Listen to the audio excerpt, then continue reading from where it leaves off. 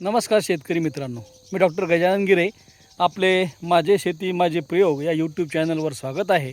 आज आपण आपल्या 25 नोव्हेंबर रोजी पेरणी केलेल्या करण शिवांगी या गव्हामध्ये उभे आहोत आणि हा महामंडळाचा ब्रीडर प्लॉट आहे.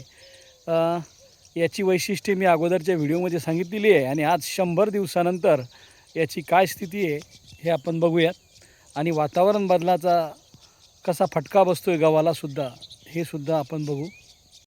तर हा 25 नोव्हेंबर रोजी पेरणी केलेला करण शिवांगी गहू आज याला 100 दिवस झालेले आहेत. जवळपास 130 दिवस याचा पिरियड सांगितलेला आहे आणि हेक्टरी उत्पादकता 80 क्विंटल याची विद्यापीठाने सांगितलेली आहे. पण गहू एकदम चांगला बसलेला आहे. आपण सर्व ठिकाणी सारखा बसलेला पाहू शकता. आता त्याला नुकतेच पाणी दिलेलं आहे. खालचं शेत ओललं आहे. शेवटचं पाणी हे दिलेलं आहे. 95व्या दिवशी सुरू केलं होतं आपण ते. आणि आत्ता आजची तारीख 8 मार्च. आजची तारीख 9 मार्च. 8 मार्च पासून वातावरणातील बदल या गव्हाला लवकरच परिपक्वतेकडे नेत आहे. कारण दिवसाचं तापमान 39 ते 40 अंशापर्यंत गेलं आणि रात्रीचं तापमान कमी होतं आहे. तर अशा या वातावरणीय बदलामुळे म्हणा आता हा गहू जवळपास पक्वतेकडे लवकर जात आहे. आणि याचं यील्ड किती येईल हे आता तरी निश्चित सांगता येत नाही.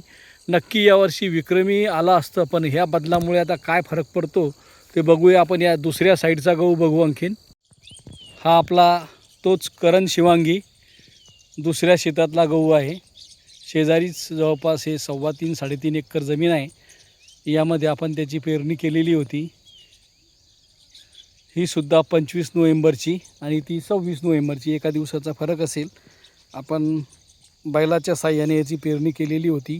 आज 100 दिवस याला कंप्लीट झालेले आहेत आणि अशा प्रकारे या गव्हाची स्थिती आहे.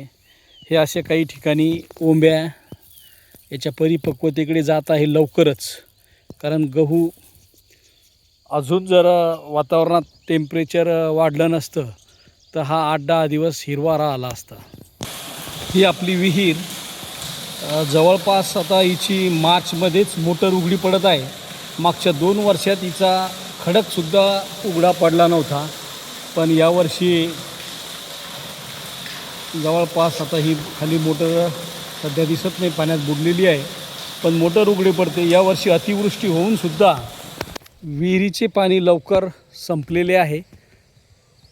म्हणजे उपशावर आलेले आहेत, संपलेले नाही अर्थात. तर हा आपला करण शिवांगी गहू बघू शकता. खाली पूर्णपणे जमीन ओली आहे कारण याला पाट पाणी दिलेलं आहे आता शेवटचं.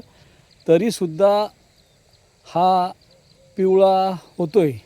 आला आहे परिपक्वतेकडे, पण त्या मानाने थोडासा लवकर टेम्परेचरमुळे येतो आहे असं वाटतं.